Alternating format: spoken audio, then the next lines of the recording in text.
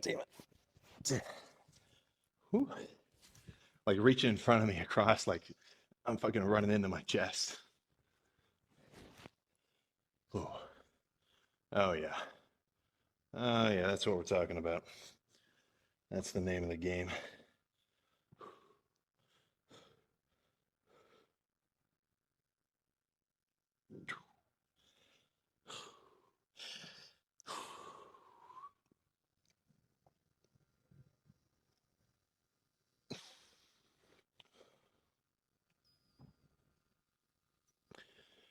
Whew.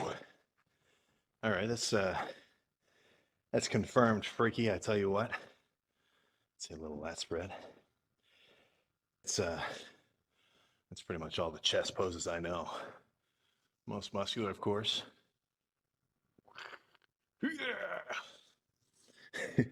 I've said this before, most muscular feels so silly. Like there's some dignity in just a filthy side chest. But it's such a pure flex to go like that, you know.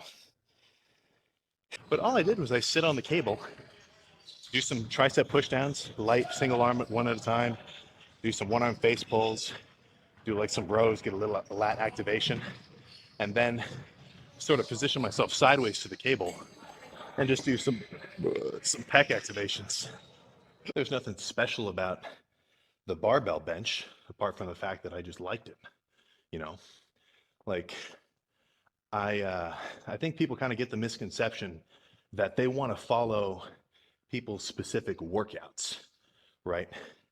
Like if you were to watch this video and think to yourself, okay, this is the secret: 4 sets of bench, 4 sets of cable press, 2 sets of pec deck, and 1 set of cable flies. Like that's a good workout, but that's not like I didn't reach into my archive of workouts that I have written out, or look up this workout and think, okay, this will be good.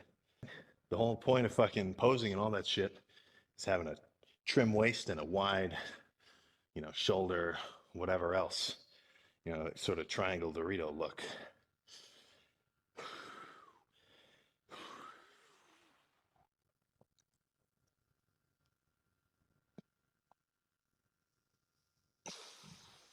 Ooh. Oh yeah, that's pretty much what we're fucking looking for here. Obviously, when you're doing sort of a more compound movement like squats or bench, it's going to be a bit easier for you to actually reach like conventional failure. When I'm doing squats, I know for a fact, or at least with a high degree of certainty, there's no chance I'm doing another rep. Now, ideally, I should still go for it and fail it, but that's a little bit scary sometimes. And then with bench, unless I've got safeties, I definitely want a fucking spotter, because when I'm doing a heavy set, I want to get to a point where I just can't do another complete rep, and I need somebody to pull it off me. But with so in terms of like intensity there, right? You had a pretty simple cue. You'll get to a point where you just can't do another one. But I mean, that whole lifts from, well, obviously kind of a 10-ish minute warm up. For me, back warm up, it just ends up being doing a couple of light-ish single arm cable pull downs on the normal cable stack, and then I drop it to about shoulder height, do some rows, drop it to the floor, do some kind of upper back shrug / rows, and then after that I'm pretty much ready to pull some weight. What I'm doing is just following basic training principles, which in this specific case of chest ended up being heavy pressing followed by squeezing movements, flies or converging cable press. And guess what? At the end of it, I was fucking pumped. So if rather than focusing on like learning specific workouts for a muscle, right? If you try to learn sort of the basic framework of a workout for each muscle, then you can do whatever the fuck you want, right? Like for me with biceps, there is no compound lift for biceps. So all I do is curls.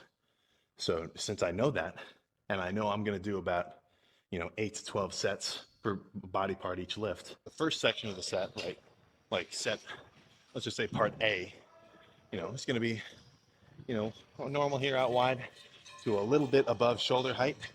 But then I'll drop the weight, and instead of doing the pec flies in front of me, I'll kind of do them downward, like towards my like my belly button ish, my waistband. Okay, so basic logic of me doing just one set of these flies is, for one thing, the cables feel a little different than the pec deck, but it also gives me the added benefit of doing them at different angles. I'm not really a massive lower pec working kind of guy in my chest days, but I need to get a good stretch. Oh, fuck.